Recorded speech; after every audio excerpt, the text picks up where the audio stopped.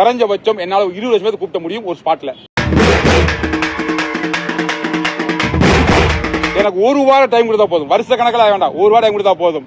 குறைஞ்சபட்சம் என்னால 20 லட்சம் பேர் கூப்பிட முடியும் ஒரு ஸ்பாட்ல. குறைஞ்சபட்சம் என்னால 20 லட்சம் பேர் கூப்பிட முடியும் ஒரு ஸ்பாட்ல. MyV3 60 வாழ்க்கை சார் இருங்க சார், இருங்க சார்.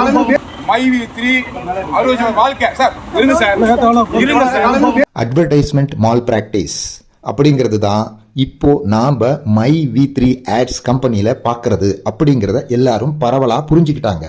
மெடிக்கல் மால் பிராக்டிஸ் மாதிரியும் எக்ஸாம்ல மால் பிராக்டிஸ் பண்றது மாதிரியுமான விஷயம் தான் இது. ஒரு விளம்பரம் எதற்காக கொடுக்கப்படுகிறது? உங்களுடைய ப்ராடக்ட் மக்களை போய் ரீச் ஆக வேண்டும்ங்கிறதுக்காக கொடுக்கப்படுகிறது.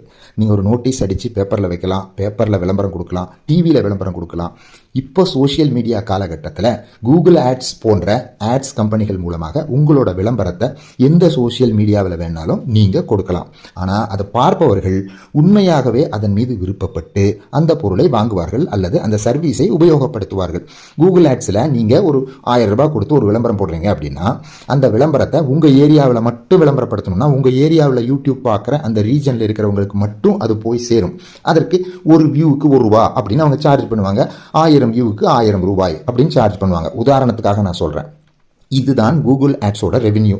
யூடியூப்ல இருக்கக்கூடிய மக்களுக்கு பணம் இப்படித்தான் போய் சேர்கிறது. நீங்கள் ஒரு யூடியூப்ல ஒரு பாப்புலர் யூடியூபராக இருந்தீங்கன்னா உங்களோட யூடியூபுக்கு நடுவில் வரக்கூடிய விளம்பரங்களை பொறுத்து தான், அது எத்தனை பேர் பார்க்குறாங்கிறத பொறுத்து தான் உங்களுக்கு யூடியூப்ல இருந்து வருமானம் வருது. சரி, இதை எப்படி இவர்கள் தவறாக பயன்படுத்திக் கொள்கிறார்கள்? MyV3 ஆட்ஸ் அப்படின்னா தங்களுடைய விளம்பரத்தை ஃபோர்ஸ் பண்ணி ஒரு குரூப்பாக பீப்புளை பார்க்க வைக்கிறாங்க. இது ஒரு அட்வர்டைஸ்மெண்ட் மால் பிராக்டிஸ் கம்பெனி.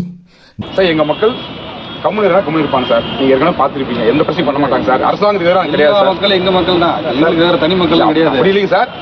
நான் ஆண்டவன்கிட்ட ஒரே ஒரு வரம் தான் கேட்டுட்டு இருக்கேன், ஒரே ஒரு வரம் சார். தனித்தனியா மனு கொடுக்க ஆசைப்பட்டாங்க, எல்லா சாப்பிட்டு நான் கொடுக்க போறேன், அவ்வளவுதான்.